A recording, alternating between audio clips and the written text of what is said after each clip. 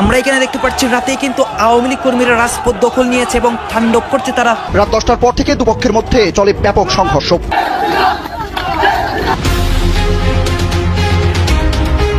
এদিকে আজ রাতেই আওয়ামী লীগের মহাপরিকল্পনা বাস্তবে রূপ নিচ্ছে। ডক্টর ইউনূস চীনে তাকায়, পুলিশের ব্যারিকেড ভেঙে রাজপথ তারা দখল করে।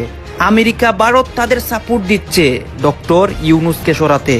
ডক্টর মোহাম্মদ ইউনূসের চীন সফরকে ঘিরে আমেরিকা এবং ভারতের মধ্যে কিছুটা উত্তেজনা বা কৌতূহল সৃষ্টি হয়েছে। দেশই লক্ষ্য করছে যে ডক্টর মোহাম্মদ ইউনূসের সঙ্গে চীন কোন কোন বিষয়ে সমঝোতা করে বা চুক্তি করে। দেশের অন্তর্বর্তী সরকারের প্রধান উপদেষ্টা চীন সফর বলে কথা। তাই কিন্তু যে বিষয়টা নজর কেড়েছে তা হলো, একটা দেশের সরকারের প্রধান যখন কোনো বিদেশ সফরে যান তখন তাকে স্বাগত জানাতে এয়ারপোর্টে সেই দেশের সরকারের শীর্ষস্থানীয় আধিকারিকরা হাজির থাকেন। তাহলে বিষয়টা কি দাঁড়ালো? যে দেশে ইউনূস গেলেন সেই দেশে এয়ারপোর্টে নামার পর থেকেই কিন্তু সেই সম্মান পেলেন না ইউনূস, যেটা কিন্তু একজন দেশের সরকারের প্রধানের পক্ষে যথেষ্ট অপমানের। দর্শক, আওয়ামী লীগ নতুন কিছু ভাবছে কি? আওয়ামী লীগের রাজনৈতিক চিন্তা ভাবনায় কি কোনো বদল এসেছে?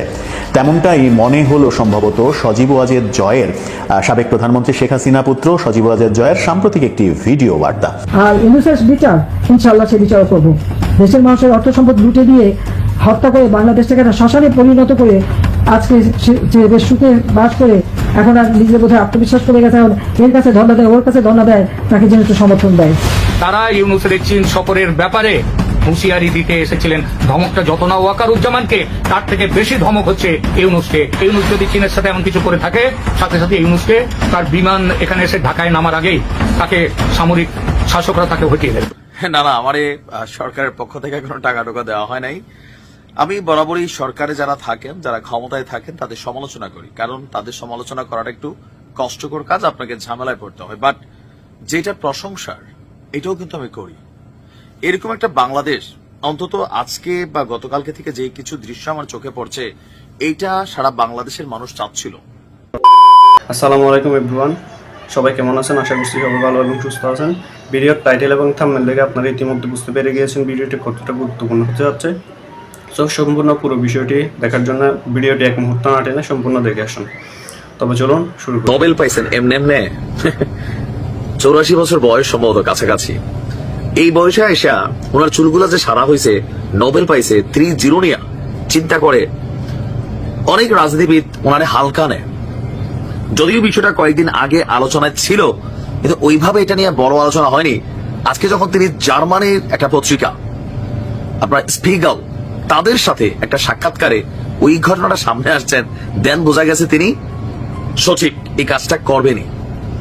সংস্কার নিয়ে নানান কথা হচ্ছে, তো আমরাও কিন্তু সংস্কার চাই। এদেশে দেখেন অনেক সিস্টেম আছে যেগুলা সংস্কার করা জরুরি, তবে রাজনৈতিক নেতারা আবার সব সংস্কারের পক্ষে না। আবার ডক্টর মোহাম্মদ ইউনূসের সরকারও সংস্কার নাম দিয়ে যে সব একদম মানে অন্য কিছু হয়ে যাবে, সেটাও না। সংস্কার নামে তারাও কালক্ষেপণ করছে, এনসিপি কে সুবিধা দিচ্ছে, বিএনপির অনেক নেতার দাবি। যাই হোক, এই সংস্কার ইস্যুটাতে যেগুলো খুবই গুরুত্বপূর্ণ, নিজেদের জন্য ফায়দাজনক, এগুলোতে অনেকেই রাজি হবে না। কারণ আমাদের যে সংস্কার কমিশন, তাদের রিপোর্ট আসছে, অনেকে মত দিছে, অনেকে দ্বিমত দিছে। তো ডক্টর মোহাম্মদ ইউনূস বলছেন যে আপনার জুলাই অভ্যুত্থান, সরকার প্রধানের দায়িত্ব গ্রহণ, শেখ হাসিনার দুঃশাসন, সংস্কার প্রস্তাবনা সহ বিভিন্ন বিষয়ে তার কাছে এই জার্মানির গণমাধ্যম স্পিগেল এর যিনি সাংবাদিক আছেন লরা হফলিঙ্গার, তাকে প্রশ্ন করেছেন। তো তিনি বলছেন বিভিন্ন বিষয়ে সংস্কার প্রস্তাব করা হয়েছে, যেগুলো রাজনৈতিক দলগুলোর কাছে পাঠানো হবে এবং তাদের সংস্কার বিষয়ে সম্মত অসম্মত, মানে রাজি নারাজি অথবা পরিবর্তন সহ সম্মত, এই 3টি উত্তর দিতে বলা হবে। যে কথার কথা ভাত খাবা, হ্যাঁ না, বিরিয়ানি দিয়ে দিলে খাবো, এরকম টাইপের 3টা উত্তর থাকবে। এর মাধ্যমে দলগুলোর কাছ থেকে প্রতিশ্রুতি নেওয়া হবে এবং সেগুলো ওয়েবসাইটে প্রকাশ করে দেওয়া হবে। কোথায় প্রকাশ করা হবে? ওয়েবসাইটে। কেন? যেন সাধারণ মানুষ দেখতে পারেন এই যে সংস্কার কমিশন যা যা প্রস্তাবনা দিচ্ছে, যেগুলো রাজনৈতিক নেতারা নির্বাচনের আগে সরকারকে ওয়াদা দিয়ে আসতেছে যে হ্যাঁ আমরা এটা মানবো, এটা করবো, এটা করবো না, করলে এইভাবে করবো, ওইভাবে করবো না। ক্ষমতা পাওয়ার পর সংসদে গিয়া তারা যেন কথা দিলেন তো টাইপের দিছি তো কথা, টাকাটি দিতে না দেমো, কখন? যেই মাসে শুক্রবার নাই। দেশের অন্তর্বর্তী সরকারের প্রধান উপদেষ্টা চীন সফর বলে কথা। তাই চীনের বাংলাদেশের রাষ্ট্রদূত এয়ারপোর্টে যাবেন, এটার মধ্যে কোনো আশ্চর্যের কিছু নেই। বুধবার 26শে মার্চ বাংলাদেশের অন্তর্বর্তী সরকারের প্রধান উপদেষ্টা মোহাম্মদ ইউনুস চীনের হাইনানে পৌঁছন বাংলাদেশের স্থানীয় সময় অনুযায়ী বিকেল 4:15। চীনের হাইনানে কিয়ংঘাই বো ও আন্তর্জাতিক এয়ারপোর্টে নামেন ইউনুস। চীনে অবস্থিত বাংলাদেশের রাষ্ট্রদূত মোহাম্মদ নাজমুল ইসলাম এবং হাইনান প্রদেশের ভাই গভর্নর লিউ ডেংশাং এয়ারপোর্টে স্বাগত জানান ইউনুস। এয়ারপোর্টে ইউনুসকে স্বাগত জানানোর ছবি ভাইরাল হয়েছে সোশ্যাল মিডিয়াতে। ইউনুসের নিজের সরকারি সোশ্যাল মিডিয়া হ্যান্ডেলেও সেই ছবি শেয়ার করা হয়েছে। কিন্তু যে বিষয়টা নজর কেড়েছে তা হলো একটা দেশের সরকারের প্রধান যখন কোনো বিদেশ সফরে যান তখন তাকে স্বাগত জানাতে এয়ারপোর্টে সেই দেশের সরকারের শীর্ষস্থানীয় আধিকারিকরা হাজির থাকেন। কিন্তু এক্ষেত্রে ইউনুসকে যারা স্বাগত জানাতে গিয়েছেন তারা কিন্তু চীনের শি জিনপিং সরকারের পদমর্যাদার আধিকারিক নন। তাহলে বিষয়টা কি দাঁড়ালো? যে দেশে ইউনুস গেলেন সেই দেশে এয়ারপোর্টে নামার পর থেকেই কিন্তু সেই সম্মান পেলেন না ইউনুস, যেটা কিন্তু একজন দেশের সরকারের প্রধানের পক্ষে যথেষ্ট অপমানের। এখানেই শেষ নয়, যেটা জানা যাচ্ছে চীন সফরের আগে ইউনুস নাকি ভারত সফরে আসতে চেয়েছিলেন। কিন্তু সূত্রের খবর ঢাকার এই আবেদন ভারতের তরফে তেমন গ্রাহ্য হয়নি। বলা ভালো, ইউনুসের ভারত সফরের ব্যাপারে তেমন কোনো আগ্রহ দেখানো হয়নি। ভারতের তরফে কোনো সদুত্তর না পেয়ে শেষ পর্যন্ত আর ইউনুসের ভারত সফর বাস্তবায়িত হয়নি। আর এই খবরটা কিন্তু আমরা বলছি না, বিষয়টি জানিয়েছেন খোদ বাংলাদেশের অন্তর্বর্তী সরকারের প্রধান উপদেষ্টা মোহাম্মদ ইউনুসের প্রেস সচিব শফিকুল আলম। ফলে একটা বিষয় পরিষ্কার, ভারত সফর বাস্তবায়িত না হওয়ার পরই ইউনুস পরবর্তী গন্তব্য হিসেবে বেছে নেন চীনকে। এদিকে বাংলাদেশে যখন এই পরিস্থিতি, সেই সময় চীনে গিয়ে বসে রয়েছেন মোহাম্মদ ইউনুস। সেখানে বেশ কিছু কর্মসূচি রয়েছে তার। যদিও এরই মাঝে উঠে আসছে গুরুত্বপূর্ণ খবর, চীন সফরের আগে নাকি ভারতেই আসতে চেয়েছিলেন ইউনুস। এইরকমই একটা তথ্য জানা যাচ্ছে। বাংলাদেশের প্রেস সচিব শফিকুল আলম সংবাদ মাধ্যম দ্য হিন্দুকে জানিয়েছেন যে চীন সফরের আগে ভারতেই আসতে চেয়েছিলেন ইউনুস, তবে ভারতের পক্ষ থেকে ইতিবাচক সাড়া পাওয়া যায়নি। পরবর্তীতে অবশ্য চীনের পথে পা বাড়ান মোহাম্মদ ইউনুস। শফিকুল জানিয়েছেন, আমরা গত বছরের ডিসেম্বরে আগ্রহ দেখিয়েছিলাম এবং ভারতকে প্রধান উপদেষ্টা ইউনুসের ভারত সফরের জন্য অনুরোধ করেছিলাম। এটা তার চীন সফর চূড়ান্ত হবার কয়েক সপ্তাহ আগে করা হয়েছিল। দুর্ভাগ্যবশত আমরা কোনো ইতিবাচক সাড়া পাইনি। শফিকুল আলম আরও জানান, ইউনুস ভারতের সঙ্গে উষ্ণ দ্বিপাক্ষিক সম্পর্কই চান। প্রসঙ্গত, শুক্রবার চীনা প্রেসিডেন্ট শি জিনপিং এর সঙ্গে দ্বিপাক্ষিক বৈঠক করেন মোহাম্মদ ইউনুস।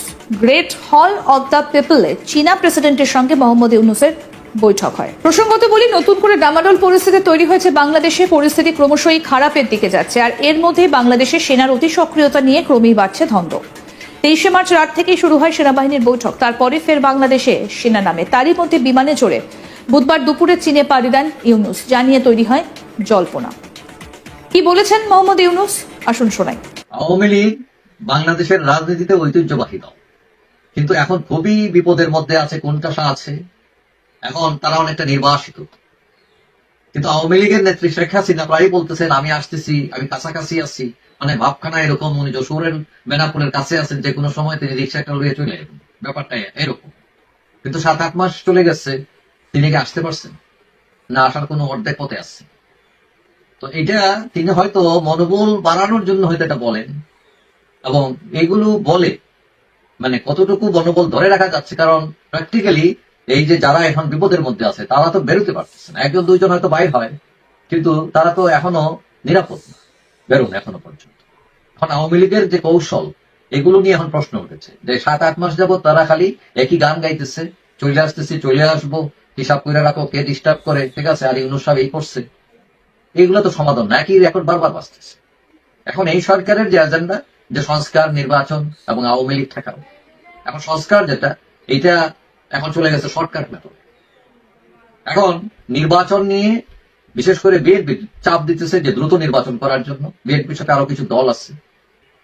এখন আওয়ামী লীগ মাঠে থাকছে এই নির্বাচনে, এটা মোটামুটি এখন কনফার্ম। কেন কনফার্ম? কারণ আমরা এর আগে দেখছি সেনাবাহিনী অফার দিচ্ছে নতুন আওয়ামী লীগের অধীনে তারা যাতে আসতে পারে নির্বাচনে। সরকার বলছে যে আওয়ামী লীগ নিষিদ্ধ করার কোনো পরিকল্পনা নেই। বিএনপি বলতেছে যে যদি ভালো লোকের নেতৃত্বে আওয়ামী লীগ আসে তাদের কোনো আপত্তি নেই। তাহলে এখন আপত্তিটা কার? দেখা গেল ওই যে পোলাপয়েন্টের একটা দল আছে নাগরিক, ঠিক আছে, জামাত ইসলাম, এদের তো তেমন ভোট নাই।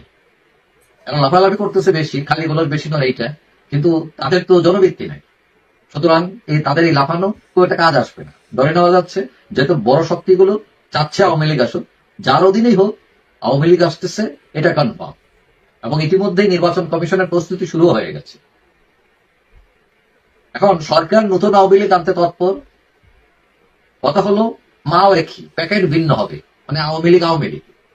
কিন্তু প্রশ্ন হচ্ছে আওয়ামী লীগ কখন আসবে? বাংলাদেশকে অনেক বড় সুখবর দিলেন ডোনাল্ড ট্রাম্প। এটা ডক্টর মোহাম্মদ ইউনূসের জন্য অনেক বড় সুখবর। আমার আওয়ামী লীগের জন্য কষ্ট হয়, যেখানে যাচ্ছে সেখান থেকে দৌড়ানি খাচ্ছে, কোথাও জায়গা নাই।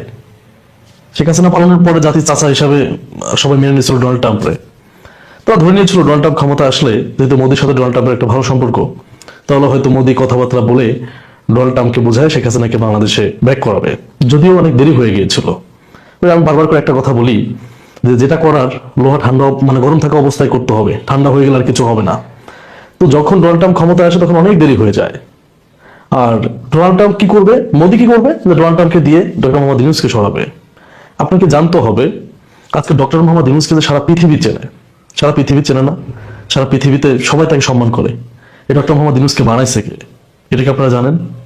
যেমন শেখ হাসিনার পৃথিবীতে স্বৈরাচার হিসেবে প্রতিষ্ঠিত করছিল ইন্ডিয়া, যে ইন্ডিয়া সুযোগ সুবিধা দিছে, ইন্ডিয়া মনে করেন যে স্বৈরাচার বানা দিছে শেখ হাসিনারে। পৃথিবীর জঘন্যতম স্বৈরাচার শেখ হাসিনা। ডক্টর মোহাম্মদ ইউনূসকে পৃথিবীতে সম্মানিত করছে হচ্ছে আমেরিকা। যে আমেরিকা ডক্টর মোহাম্মদ ইউনূসকে এত সম্মানের জায়গা দিল, সে আমেরিকায় ডক্টর মোহাম্মদ ইউনূসকে ফেলে দিবে। আমরা এই জিনিসগুলো নিয়ে মানে হাসাহাসি করতাম যে কখনো সম্ভব না। বারবার করে বলছে, আজকেও বলতেছি, ডক্টর মোহাম্মদ ইউনূসের জায়গায় যদি অন্য কেউ থাকতো, এই কয় মাসে 3 বার ক্ষমতার পরিবর্তন মানে পালাবদল হইতো। এটা 100%। ডক্টর মোহাম্মদ ইউনূস এখানে আছে বিদায় আজকে পৃথিবীর যারাই চিন্তা করছে বাংলাদেশকে নিয়ে, মানে পরিকল্পনা করতেছে বাংলাদেশে কিভাবে শেখ হাসিনাকে পুনর্বাসন করা যায়, তারা একবার ভাবতেছে ওইখানে তো রাষ্ট্রের প্রধান ডক্টর মোহাম্মদ ইউনূস। মোদি ভুল করছে, মোদি ধুতি খুলে দিছে না? বলেন, যে মোদি ডোনাল্ড ট্রাম্পের ভরসায় শেখ হাসিনাকে আশ্রয় দিল, ডোনাল্ড ট্রাম্প ক্ষমতা আসলে বাংলাদেশে শেখ হাসিনাকে পাঠাবে, সেই ডোনাল্ড ট্রাম্প নিজেই ডক্টর মোহাম্মদ ইউনূসের সাথে কাজ করার জন্য বলতেছে যে ডক্টর মোহাম্মদ ইউনূসের সাথে কাজ করবে, বাংলাদেশের পাশে থাকবে। কে থাকবে? আমেরিকা। ডোনাল্ড ট্রাম্প থাকবে। তাহলে আমাদের জাতির চাচাই বলবে বেইমানি কেন করলো আমাদের সাথে? বলেন, আমাদের সাথে বললে ভুল হবে, আওয়ামী লীগের সাথে বেইমানি করছে, বেইমানি আরো করবে। মোদিও যে কোনো সময় পল্টে নিতে পারে, কারণ ডক্টর মোহাম্মদ ইউনূস এখন চায়নাতে আছে। চায়নার সাথে যদি চুক্তি মুক্তি হয়ে যায়, মোদির কপালে কষ্টই আছে। আর চায়না যে পরিমাণ সুযোগ সুবিধা নিয়ে বসে আছে ডক্টর মোহাম্মদ ইউনূসের জন্য, যদি অ্যাকসেপ্ট করে রে ভাই, মোদির খাওয়া নাওয়া ঘুম সব বন্ধ হয়ে যাবে। আর মোদির শেষ ভরসা যেটা ছিল ডোনাল্ড ট্রাম্প, সেও তো ডক্টর মোহাম্মদ ইউনূসের পাশে থাকবে এই কথা বলছে। বিশাল বড় এক চিঠি। দেখতে পেরেছেন ভিডিওটি কতটা গুরুত্বপূর্ণ। তো এরকম গুরুত্বপূর্ণ ভিডিও আরও পাওয়ার জন্য চ্যানেলটি অবশ্যই সাবস্ক্রাইব করে রাখবেন এবং দেখা হচ্ছে পরবর্তী ভিডিওতে। সে পর্যন্ত সবাই ভালো থাকবেন, সুস্থ থাকবেন। আল্লাহ হাফেজ।